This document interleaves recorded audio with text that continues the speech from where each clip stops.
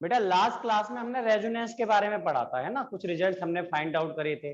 मैंने आपको resonance curve बताया था, एक बार दोबारा सुन लो उस कर्व के बारे में। तो बेटा उसमें इस तरह से लिया था, यहाँ पे बेटा करंट का एम्पलीट्यूड था आई नॉट, यहाँ पे क्या था हमारा ओमेगा।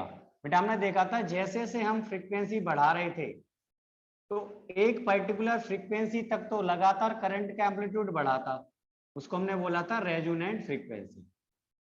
उसके बाद बेटा वो कम हुआ था, एम्पलीट्यूड ऐसे कुछ आया था। बेटा यहाँ पर रेजोनेंट फ्रीक्वेंसी पर ये जो करंट का एम्पलीट्यूड है बेटा आई नॉट, ये अपनी कैसी वैल्यू पर था, मैक्सिमम वैल्यू पर था। फिर मैंने आपको बताया था इसके बाद में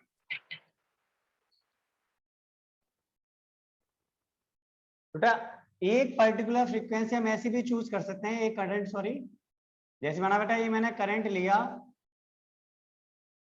आई naught back max divided by √2। बेटा इस करंट के लिए दो हमें फ्रीक्वेंसी मिलती है, एक यहां पर और एक यहां पर। इसको हमने नाम दिया था ω1, इसको बोले था ω2। बेटा क्योंकि ग्राफ इस लाइन के दोनों तरफ सिमेट्रिक होता है, तो जितना ये पीछे होगा उतना ही बेटा ये आगे होगा। ये हमने डिस्कस किया था series resonance curve, series resonance curve के बारे में। बेटा यहां पर मैंने बोला था कि जो ω1 होगा ये ω r से कितना कम होगा, डेल्टा ओमेगा।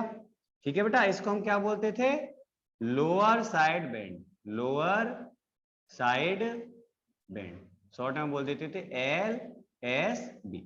दूसरा आया था बेटा ω2, ये आया था ω r से कितना आगे है, डेल्टा ओमेगा आगे है, इसको हमने बोला था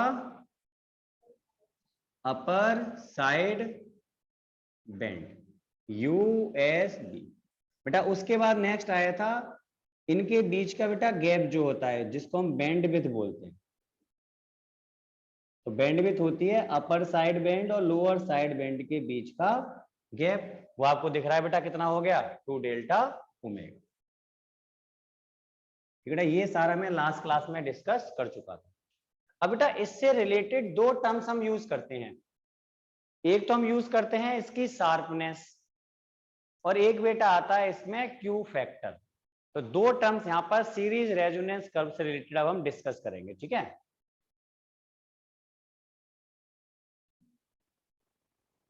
बेटा इसके बाद हम डिस्कस कर रहे हैं sharpness of series resonance curve. बेटा इसी से रिलेटेड होता है क्यू फैक्टर, और क्यू फैक्टर बोले हम या बेटा क्यू वैल्यू बोले या हम क्वालिटी फैक्टर बोले, एक ही बात है, quality factor of series resonance curve.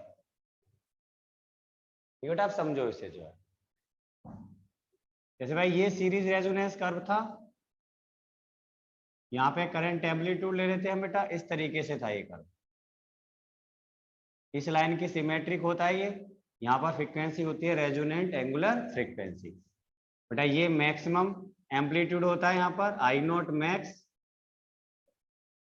तो यहाँ पर भी दो फ्रीक्वेंसी हम डिस्कस करते थे, आई नॉट मैक्स डिवाइडेड बाई √2। इसमें एक को हमने बोला था बेटा ω1 और एक को बोला था ω2।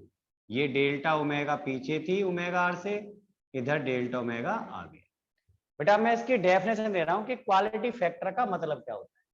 बेटा क्वालिटी फैक्टर जो होता है वो रेशो होता है किस किस के बीच में, जो वोल्टेज रेजोनेंस फ्रीक्वेंसी पर एल में या सी में ड्रॉप हुआ है एलसीआर सर्किट में, अपॉन में जो वोल्टेज बेटा आर में ड्रॉप हुआ है, उस रेशो को हम क्या बोलते हैं, क्वालिटी फैक्टर। बेटा दो तरह से इसकी मैं डेफिनेशन दूंगा।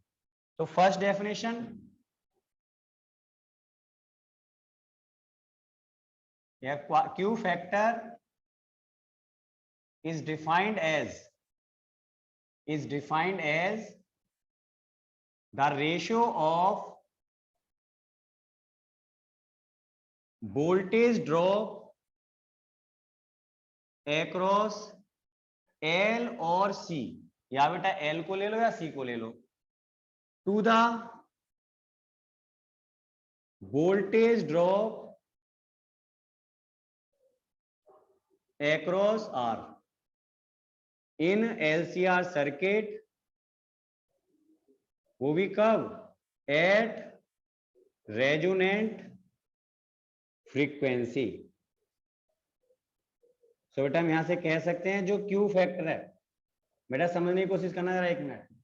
Q फैक्टर को बेटा मैं दो तरह से डेफिनेशन दे रहा हूं, दो तरह से आपको निकाल के दिखा रहा हूं। Q फैक्टर को मैंने क्या बताया, किसका रेशियो होता था, voltage drop across L to the voltage drop across R, या बेटा हम क्या कह सकते हैं, Q factor equal to voltage drop across C to the voltage drop across R in LCR circuit at, कब बेटा, जब हम रेजोनेंट फ्रीक्वेंसी की बात करते हैं, या हम कह सकते हैं एट रेजोनेंस, एक ही बात है बेटा, है ना, एट रेजोनेंस या एट रेजोनेंट फ्रीक्वेंसी। तो भाई बताओ बेटा एल के अक्रॉस वोल्टेज ड्रॉप कितना होता है, आप जानते हैं सभी, I R M S X L. बेटा आर में कितना होता है, I R M S R. देखो आई आर एम एस से I R M S cut गया। अब भाई एक्सएल का आपने फॉर्मूला पढ़ा है, एक्सएल होता है ओमेगा एल, लेकिन बेटा रेजोनेंट फ्रीक्वेंसी पे बात कर रहे हैं तो ये हो जाएगा ओमेगा आर एल अपॉन में क्या, आर। बेटा आप सब ओमेगा आर का फॉर्मूला जानते हैं, ओमेगा आर का फॉर्मूला होता है, देखो बेटा आर तो ये रहा अपॉन में 1/r है, एल ये बैठा, चलो एल को भी रख दो। अब बेटा ओमेगा आर को हम क्या लिख सकते हैं, 1/√LC। बेटा देखो नीचे तो एल स्क्वायर रूट में, ऊपर बेटा बिना स्क्वायर रूट के, एल से ऊपर स्क्वायर रूट टाइम्स कट जाएगा ना, तो ये क्या मिलेगा हमें, 1/√L/C। तो बेटा ये क्वालिटी फैक्टर का फॉर्मूला आया फाइनली 1/√L/C। अब बेटा ऐसे फॉर्मूला वहां से भी देखते हैं, VC को हम क्या कह सकते हैं, IRMS XC, VR को IRMS R, IRMS से IRMS हो गया बेटा कैंसिल। देखो अपॉन कार बेटा ये बेटा आप जानते हैं, XC को हम क्या लिख सकते हैं, 1/ω/RC। बेटा देखो यहां से 1/RC तो ये रहा, इंटू में 1/ बेटा ओमेगा आर का मतलब क्या होता था, 1/√LC। बेटा अब की बार देखो C से ये C कट जाएगा, स्क्वायर रूट टाइम्स, है ना, स्क्वायर रूट टाइम्स कट गया बेटा, L का स्क्वायर रूट ऊपर पहुंच गया, तो ये क्या मिला हमें, 1/R। तो देखो अपना ये है ही, तो L का स्क्वायर रूट तो बेटा ऊपर पहुंच जाएगा पलट के, इस स्क्वायर रूट C से स्क्वायर रूट टाइम्स कट जाएगा, C बेटा नीचे रहेगा। तो आपने देखा कि भाई चाहे यहां से समझे चाहे यहां से, बेटा फॉर्मूला सेम आ रहा है, 1/R√L/C, 1/R√L/C। बेटा बेसिक डेफिनेशन क्या निकली यहाँ पर, बेसिक डेफिनेशन है बेटा यहाँ पे हमारी कि भाई जो क्वालिटी फैक्टर है किसका रेशो है, वोल्टेज ड्रॉप एक्रॉस एल और voltage drop across C to the voltage drop across R at the resonance frequency. बेटा इसकी सेकंड जो डेफिनेशन है क्वालिटी फैक्टर की, वो हमारी बैंडविड्थ के टर्म में है। इसमें क्या है, Q factor is defined as the ratio of resonant angular frequency to the bandwidth of, अभी बेटा जो बताई थी bandwidth, to the bandwidth of series resonance curve. So बेटा यहां से हम कह सकते हैं जो क्यू फैक्टर निकल कर आया बेटा, वो मैंने भी क्या बताया, किसका रेशो होता है, resonant angular frequency to the bandwidth. बेटा बैंडविड्थ कितनी थी, 2 डेल्टा ओमेगा। बेटा इसको भी हम क्वालिटी फैक्टर बोलते हैं। अब देखो आपको दिख ही रहा है भाई, ये यूनिटलेस क्वांटिटी है कि नहीं, अगर पेपर में आ जाए बताओ भाई, देखो यहाँ से आपको दिख रहा है ऊपर भी एंगुलर फ्रीक्वेंसी है बेटा, नीचे भी वही है, तो इसकी कोई यूनिट नहीं होती। आधा एक नंबर में भाई बताओ क्वालिटी फैक्टर की यूनिट क्या होती है, तो quality factor has no unit. बेटा पहला पॉइंट तो हमारा ये हो गया। दूसरा पॉइंट बेटा एक और समझो, देखो अगर भाई क्वालिटी फैक्टर ज्यादा होगा, कब ज्यादा होगा भाई क्वालिटी फैक्टर? जब बैंडविड्थ क्या हो, कम हो। बैंडविड्थ कम हो। बेटा बैंडविड्थ का मतलब ये, ओमेगा 1 से ओमेगा 2 के बीच का गैप जितना कम होता है उतना ही क्वालिटी फैक्टर ज्यादा होता है बेटा। और समझो, अभी इसको डिटेल में समझाऊंगा मैं। नेक्स्ट थिंग बेटा, जो शार्पनेस होती है बेटा, शार्पनेस का मतलब होता है कर्व ऊपर से कितना पतला है, कितना शार्प है ऊपर से जो है। तो शार्पनेस क्या होती है भाई, वो भी बैंडविड्थ के इनवर्सली होती है बेटा। इसका मतलब जितनी कम बैंडविड्थ होगी उतनी ही ज्यादा शार्पनेस होगी, उतना ही सीरीज रेजोनेंस कर्व क्या होगा बेटा, शार्प होगा। तो आपको दिख रहा है बेटा, अगर ये कर्व ऊपर से बेटा पतला हो तो ऑटोमेटिक ओमेगा 2 ओमेगा 1 पास पास नहीं होंगे। तो बेटा शार्पनेस बैंडविड्थ के इनवर्सली होती है। और बेटा आपको ये भी पता है क्यू फैक्टर भी बैंडविड्थ के इनवर्सली है। इसका मतलब शार्पनेस क्या होगी, क्यू फैक्टर के डायरेक्टली नहीं होगी। इसका मतलब बेटा शार्पनेस जो होगी, शार्पनेस डायरेक्टली प्रोपोर्शनल होगी क्यू फैक्टर के। ठीक है बेटा, एक और पॉइंट, ये सारे बेटा की पॉइंट्स हैं इसके। अभी आपने पढ़ा था बेटा Q factor, Q factor equal to था 1/r under root L upon C. से क्या पता पड़ रहा है कि भाई जो क्यू फैक्टर है वो रेजिस्टेंस के कैसा होता है भाई, इनवर्सली। अगर रेजिस्टेंस बेटा ज्यादा हुआ तो क्यू फैक्टर कम हो जाएगा, रेजिस्टेंस कम हुआ तो क्यू फैक्टर की वैल्यू बेटा ज्यादा हो जाएगी। तो ये क्यू फैक्टर है, रेजिस्टेंस के इनवर्सली होता है।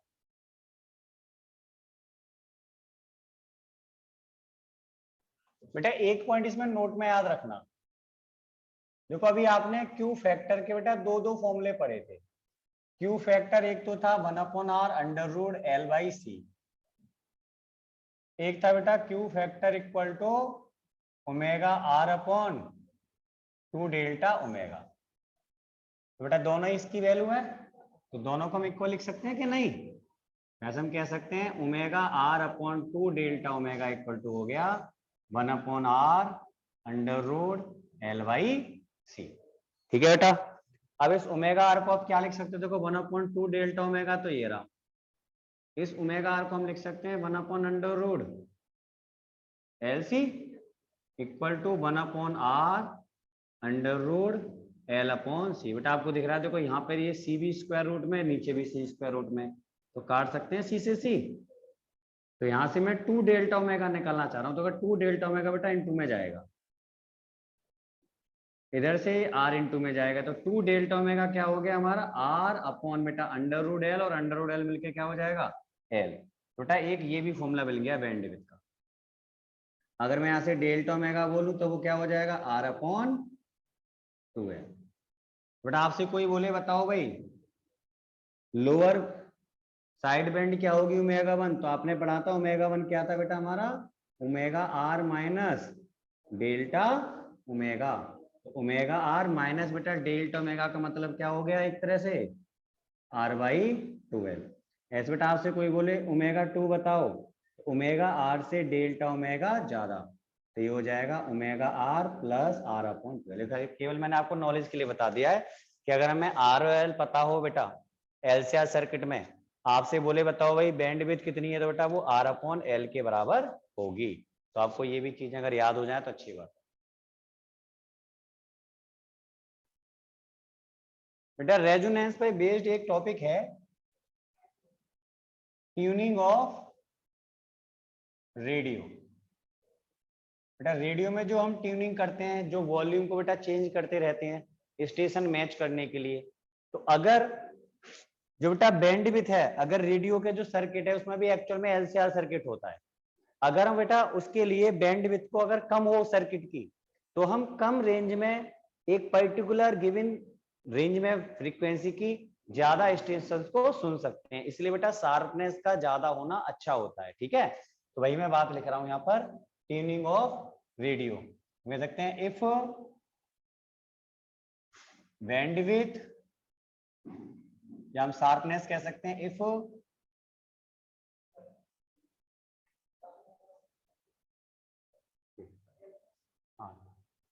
if sharpness of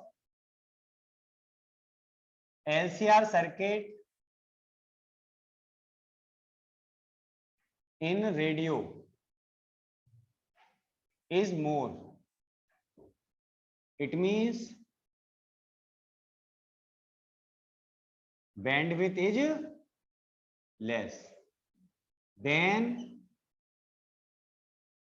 we can tune large number of stations in a given frequency range. कैसे बेटा? सपोज करो आपके पास यहां से यहां तक की फ्रीक्वेंसी रेंज है, अगर बेटा शार्पनेस कम होती, अगर लेस शार्पनेस होती तो बेटा स्टेशंस की जो बैंडविड्थ होती वो ज्यादा होती, मान लीजिए यहां से लेकर यहां तक एक स्टेशन, 2 स्टेशन, तो आप केवल बेटा इतनी रेंज में 3 स्टेशन ही सुन पाते। ठीक है भाई, क्योंकि शार्पनेस लेस है तो बैंडविड्थ क्या है, ज्यादा है, इनवर्सली होता है ना। अब बेटा यही मैंने अगर इतनी ही रेंज में अगर शार्पनेस ज्यादा हो जाए, मोर शार्पनेस, बेटा उसमें बैंडविड्थ क्या हो जाएगी, कम, तो उसी रेंज में नंबर ऑफ स्टेशंस क्या होंगे भाई, इंक्रीज हो जाएंगे। तो ये फायदा होता है शार्पनेस का। तो आपको क्यू फैक्टर का भी मतलब समझ आ गया होगा कि जिस सर्किट का क्यू फैक्टर ज्यादा होता है बेटा एक गिवन फ्रीक्वेंसी रेंज में हम ज्यादा नंबर ऑफ स्टेशंस को वहां पर सुन सकते हैं या देख सकते हैं, अगर हम टीवी की बात करें तो। ठीक है, अब बेटा एनसीईआरटी के क्वेश्चंस कवर करते हैं। पहले हम एग्जांपल 7.6 कर रहे हैं। देखिए एग्जांपल 7.6 क्या है, a resistor of 200 ohm and a capacitor of 15 microfarad are connected in series to a 220 volt। बेटा ये एलसीआर सर्किट नहीं है, केवल आरसी सर्किट है। ठीक है, एक रेजिस्टेंस है, तो हम केवल क्वेश्चंस कर रहे हैं बेटा अब तक के टॉपिक पर बेस्ड। तो ऐसे बेटा हमने एसी सोर्स के साथ कनेक्ट किया हुआ है, जिसका बेटा आरएमएस वोल्टेज, कुछ ना बोले तो आरएमएस वोल्टेज होता है 220 वोल्ट। तो बेटा इसकी जो फ्रीक्वेंसी है वो हमें गिवन है 50 हर्ट्ज। अब आपसे पूछा है calculate the current in the circuit. बेटा हमें सर्किट में करंट बताना है, करंट का मतलब आरएमएस करंट। तो बेटा करंट तो तब निकाल पाओगे जब आपको रेजिस्टेंस पता हो। तो पहले बेटा हमें जेड निकालना पड़ेगा, लेकिन जेड से पहले क्या चाहिए, एक्ससी। तो एक्ससी होता है 1/2 पाई न्यू सी, 1/2 पाई न्यू की वैल्यू 50, पाई को भी रख दो, 3.14 इंटू 50, बेटा सी की वैल्यू थी हमारी 15 इंटू 10⁻⁻6। थोड़े बेटा ये क्वेश्चंस कैलकुलेटिव होते हैं। तो देखो यहाँ पे ये आएगा बेटा निकलकर 212 के आसपास, 212 ओम। अब बेटा इसके बाद Z निकालेंगे तो Z आप जानते हो आर स्क्वायर प्लस क्या होता था, एक्सएल माइनस एक्ससी। एक्सएल तो है ही नहीं तो एक्ससी स्क्वायर। तो भाई आर था आपका 200, इसकी वैल्यू है 212। बेटा इसको हम सॉल्व करेंगे तो ये निकल कर आएगा 291.67 के आसपास है, इतने ओम। अब आपसे तो बेटा करंट पूछा था इसने पार्ट ए में, तो बस अब तो आप फाइंड आउट कर सकते हो आईआरएमएस। तो आईआरएमएस होगा वीआरएमएस अपॉन आर, आर का काम कौन कर रहा है, जेड। वीआरएमएस था हमारा 220 और जेड है 291.67। तो इसको हम सॉल्व करेंगे तो आएगा 0.755, कितने एम्पियर भाई करंट आ गया। फिर पूछा है calculate the voltage across the register and capacitor. बेटा रेजिस्टेंस और कैपेसिटर के अक्रॉस आपको वोल्टेज पूछा है, कौन सा वोल्टेज पूछा है बेटा हमें, एक तरह से आरएमएस वोल्टेज। तो बी में पूछा है इसने वोल्टेज अक्रॉस कैपेसिटर, बेटा वीसी क्या होगा, आईआरएमएस एक्ससी। तो भाई आईआरएमएस आया हमारा 0.755 और एक्ससी की वैल्यू थी 212। बेटा इस पूरे को हम सॉल्व करेंगे तो ये आएगा 160.3 वोल्ट। फिर ऐसे पूछा है भाई आरएमएस वोल्टेज आर के अक्रॉस, तो उसमें क्या आएगा आईआरएमएस आर, तो 0.755। बेटा यहाँ से जो आर की वैल्यू है कितनी आएगी, आर की वैल्यू, आर था हमारा 200, तो भाई ये वैल्यू निकल कर आई हमारी 160.3, सॉरी ये आएगा 151 वोल्ट।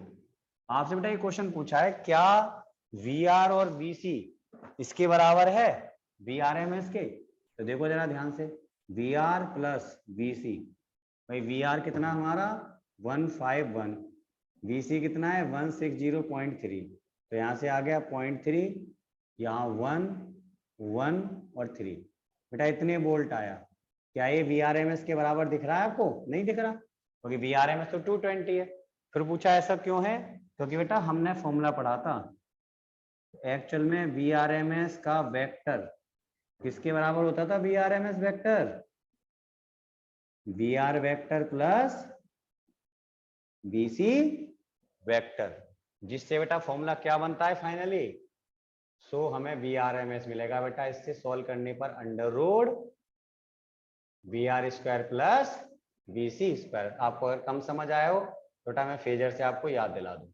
जैसे हमारा एक करंट का फेजर था IRMS, अब सर्किट में कौन कौन है, एक तो R है, तो R के लिए बेटा फेजर कितना हो गया VR वेक्टर, दूसरा C है, C के लिए तो करंट से पीछे होता है वोल्टेज, ये बेटा VC वेक्टर। RMS क्या होता था बेटा, सारे वोल्टेज का रिजल्टेंट होता है, तो यहाँ तो दो ही है हमारे पास, एक VR है एक VC है, बेटा इनका रिजल्टेंट निकालने के लिए इन पर क्या बनाएंगे हम, पैरेललोग्राम बनाएंगे। वह देखो ये आ गया रिजल्ट, तो मुझे ये चाहिए VRMS। बताओ क्या ये राइट एंगल ट्रायंगल नहीं है, तो क्या होगा हाइपोटेन्यूस, बेस स्क्वायर, बेस कितना है VR प्लस परपेंडिकुलर कितना है BC। समझ आया नहीं? और आपको दिख भी रहा है जब बेटा कैपेसिटर होता है तो वो करंट को आगे रखता था, देखो वोल्टेज इसी वजह से कहाँ पहुंच गया, पीछे पहुंच गया। ये हमारा R था, ये था C।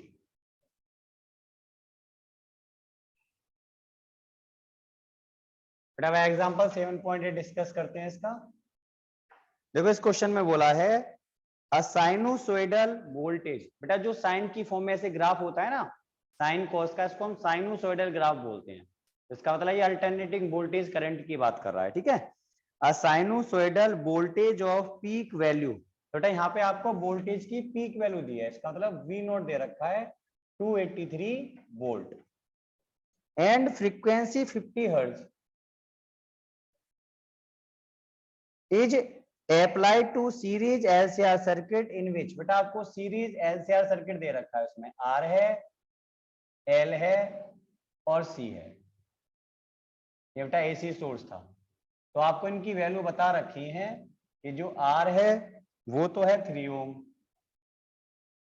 L की वैल्यू है 25.48 मिली हेनरी इंटू 10⁻³ हेनरी, बेटा C की वैल्यू दी है इसने 796 माइक्रो मीन्स 10⁻⁻6 फेराड। अब इसने क्वेश्चन पूछा है find the impedance of the circuit. पहले बेटा आपसे सर्किट की इम्पीडेंस पूछी है, तो भाई इम्पीडेंस निकालने के लिए पहले XL तो निकालो, XC तो निकालो, और उसके लिए बेटा हमें IRMS वगैरह सारा कुछ निकालना पड़ेगा, है ना, तब हम सॉल्व कर पाएंगे। तो पहले देखो आप XL की बात करें, XL क्या होगा omega L 2 pi nu L, 2 पाई की वैल्यू 3.14, न्यू की वैल्यू बेटा 50, L कितना है 25.48 इंटू 10⁻⁻3, बेटा इस पूरे को हम सॉल्व करेंगे तो ये आएगा 8 ओम। अब निकालो भाई XC, XC क्या आएगा 1/ओमेगा C, तो 1/2 pi nu C, 1/2 into 3.14, new हमें बेटा 50 दिया है, और C की वैल्यू है 796 इंटू 10⁻⁻6। इसको बेटा अगर हम सॉल्व करेंगे तो ये निकल कर आता है 4 ओम। अब देखो आप Z निकाल सकते हो, है ना, Z क्या था भाई अंडर रूट में R² plus XL minus XC का होल स्क्वायर, आपको वैसे भी दिख रहा है XL बड़ा है ना, तो बेटा यहाँ से अंडर रूट R हमें गिवन था 3² प्लस XL 8 माइनस 4, तो बेटा ये 4 का स्क्वायर है, 3 तो 5 स्क्वायर होके 5 तो बाहर आ जाएगा, तो आपको भाई 5 ओम मिल गया। एक पार्ट तो ये मिल गया हमें इम्पीडेंस ऑफ द सर्किट, ये पार्ट खत्म। उसके बाद इसने बोला है the phase difference between voltage across the source and current, बेटा वोल्टेज और करंट के बीच में भाई हमें फेज डिफरेंस पूछा है, इसका मतलब फाई पूछा है। बेटा फाई का फॉर्मूला जानते तो हो, tan phi इक्वल टू क्या होता था XL minus XC upon R। Impedance triangle आ रहा है याद, ये रहा इम्पीडेंस ट्रायंगल। इस ट्रायंगल के हिसाब से जाएंगे तो फाई, ये हमारा XL माइनस XC, ये R, और ये क्या हो गया भाई, Z हो गया। ठीक है भाई, अब सॉल्व करो इन्हें। tan phi equal to XL कितना है भाई 8, XC 4, R 3, बेटा ये निकल कर आया आपका 4/3। वैसे आपको ये वाले एंगल याद होने चाहिए, स्टैंडर्ड होते हैं एंगल। ये होती है tan में 53 की वैल्यू। अब आप बोलोगे सर ये कैसे, बेटा दो एंगल जरूर याद रखना, ये हमेशा काम आते हैं। एक तो आता है बेटा 37 डिग्री और एक होता है हमारा 53 डिग्री। इन्हें याद रखने की ट्रिक क्या होती है बेटा, दोनों 10 पे मानो। तो देखो tan 37 क्या होता है 1 से छोटा, क्योंकि 45 की वैल्यू 1 है, तो 37 1 से छोटा होगा, तो बेटा 1 से छोटा मीन्स परपेंडिकुलर 3 और बेस 4 कर दो, तो 3/4 आ गया ना 1 से छोटा। ऐसे tan 53 बेटा 45 से बड़ा है, तो वैल्यू 1 से बड़ी आएगी। तो 1 से बड़ी कब होगी, जब यहाँ 4 हो, यहाँ पे क्या हो 3, बेटा यहाँ पे क्या आ जाएगा हाइपोटेन्यूज के हिसाब से 5। तो हम इन दो ट्राइंगल से किसी भी रेशो के लिए 37 बता सकते हैं और 53। तो आपको दिख रहा है ये 4/3 था कि नहीं, तो 4/3 यहीं से तो बन रहा है, तो किसकी वैल्यू है 10 में 53 की। लगा आपको नहीं याद, तो 5 को tan इनवर्स 4/3 भी छोड़ सकते हो, कोई दिक्कत नहीं। भाई 5 आ गया कितना 53, प्लस में आ रहा है ना, प्लस में आने का मतलब वोल्टेज आ गया। वैसे भी तो आपको दिख रहा है कि भाई XL बड़ा है, अगर यही एंगल हमारा माइनस में आया होता तो इसका मतलब क्या होता, वोल्टेज पीछे होता, करंट आगे होता। बेटा एक आपसे ये फेज पूछा था। नेक्स्ट पूछा है power dissipated in the circuit and power factor. बेटा पावर डिसिपेटेड क्या होती है, पावर डिसिपेटेड बताइए बेटा, पावर डिसिपेटेड क्या होगी, P इक्वल टू, बेटा आपको पता है पावर जो है L में, C में और LC में खर्च नहीं होती थी। याद करो एवरेज पावर क्या निकल कर आती थी, 0। बताया था मैंने एवरेज पावर में आपको, मैंने सारे चार्ट बनाए थे, उसमें हमने देखा था L में, C में और L एंड C सर्किट, जो LC सर्किट होता है बेटा, उनमें पावर डिसिपेटेड जो होती थी हमेशा कितनी रहती थी, 0। इसका मतलब बेटा L और C में कभी पावर खर्च नहीं होती। इसका मतलब पावर खर्च कहाँ हो रही होगी, R में हो रही होगी, रेजिस्टेंस में हो रही होगी ना केवल। थोड़ा एक काम करते हैं, पावर डिसिपेटेड के लिए पहले आप IRMS निकाल दो, क्योंकि पावर का फॉर्मूला क्या होता है I²R। बेटा पहले हम यहाँ पे डायरेक्ट IRMS निकाल लें। IRMS क्या होगा भाई, VRMS अपॉन ZD तो होगा। तो VRMS नहीं पता आपको, तो V0 पता है। बेटा VRMS को हम क्या लिख सकते हैं, V0 अपॉन √2Z। ठीक है भाई, अब रखो इनकी वैल्यू। भाई V0 आपको दे रखा था 283, √2 को देखो 1.41 ही लिख दो आप, इंटू Z की वैल्यू कितनी है भाई, यहाँ पर Z हमने निकाला है 5। तो देखो आप यहाँ से 141 का लगभग डबल ही तो हो जाएगा, 242, लगभग से 2 मान लो, तो इसे मान लो बेटा 2/5 है ना, तो इससे कट गया 200 टाइम्स कट गया, कट गया ना से 200 टाइम्स, और नीचे भाई कितना आ गया यहाँ पे 5, तो ये लगभग आ गया 40 एम्पियर। तो हमसे पूछा था पावर डिसिपेटेड, पावर डिसिपेटेड, बेटा पावर डिसिपेटेड का फॉर्मूला क्या होगा, I²R, तो IRMS²R। बेटा इतनी पावर डिसिपेट होगी, तो IRMS की वैल्यू कितनी है हमारी 40, तो 40 इंटू 40, बेटा R की वैल्यू कितनी थी 3, यहाँ से कितना आ गया 4800 वॉट।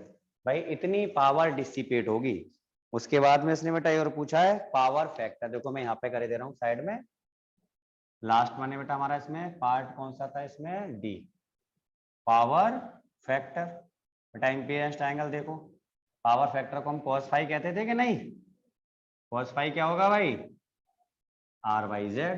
R की वैल्यू हमें बेटा थी 3 दे रखी थी, और Z हमने कितना निकाला है, Z की वैल्यू 5, तो 3/5 निकल कर आ गई। ठीक है, ये पावर फैक्टर आ गया, बस ये हमसे पूछा। बेटा इसके बाद हम एग्जांपल 7.9 डिस्कस करते हैं। ये भी बेटा रिलेटेड है किससे, इसी क्वेश्चन जो अभी हमने किया था, रिलेटेड टू 7.8, सेम डाटा है सारा। अब इसने बोला है suppose the frequency of the source in the previous example can be varied. बेटा अभी तो उसने फ्रीक्वेंसी को फिक्स बता रखा था 50 हर्ट्ज, अब हम फ्रीक्वेंसी को कम ज्यादा कर सकते हैं, वेरी कर सकते हैं। तो उसने बोला है what is the frequency of source eight which source occurs at resonance. बेटा ए पार्ट में पूछा है रेजोनेंस पे फ्रीक्वेंसी क्या होगी, एट रेजोनेंस। बेटा आपने फॉर्मूला पढ़ा था कि रेजोनेंस पर जो फ्रीक्वेंसी होती थी न्यू सी 1/2 √LC, बताया था आपको, पूरा ड्राइव कराया था। तो 2 × 3.14 इंटू 1/√L बेटा हमें दिया है 25.48 इंटू 10⁻³ इंटू 796 इंटू 10⁻⁻6। बेटा ये पूरा सॉल्व करने पर आएगा 35.4 हर्ट्ज। ठीक है भाई। इसके बाद नेक्स्ट पूछा था इसने, calculate the impedance the current and power dissipated at the resonant condition. बेटा रेजोनेंट कंडीशन में आपसे इम्पीडेंस पूछा था एट रेजोनेंस। बेटा आपको पता था रेजोनेंस पर XL XC के बराबर हो जाता था ना। सो अगर यहाँ के हिसाब से हम Z बोले तो बेटा आपको याद है Z R के बराबर हो जाता था, और R हमें दिया है 3 ओम। बेटा एक आंसर हो गया हमारा कि Z की वैल्यू R के बराबर आ गई। दूसरा पूछा था करंट पूछा था, तो भाई अगर मैं IRMS निकालूं तो IRMS क्या होता है, VRMS अपॉन Z। VRMS होगा V0/√2 इंटू में Z। बेटा इसके बाद इनकी वैल्यू पुट करते हैं हम। तो V0 हमें दिया था 283/1.41 और Z की वैल्यू है बेटा हमने अभी जो निकाली 3। तो देखो यहाँ से मैंने भी आपको बताया था ये कितने टाइम्स कट जाएगा, 200 टाइम्स, तो 200/3 एम्पियर। भाई ये आ गया IRMS। फिर पूछा था इसने लास्ट में पावर डिसिपेटेड। भाई पावर डिसिपेटेड तो R में ही होगी केवल, तो अब यहाँ के हिसाब से हमें निकालना है पावर डिसिपेटेड।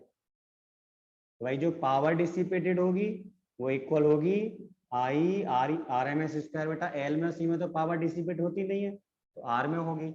अब की बार IRMS हमारा 200/3 था, इंटू 200/3। R की जो वैल्यू थी हमारी वो थी 3। बेटा 3 से 3 कट गया, तो ये निकल कर आया। देखो 2 2 4/3 को हम क्या लिख सकते हैं, 1.33 इंटू में 10⁻⁴। या बेटा अगर मैं देखो डेसिमल को यहाँ ले आऊं तो 13.3 इंटू 10⁻³ वॉट। या बेटा इसको क्या लिखा जा सकता है, 13.3 किलो वॉट।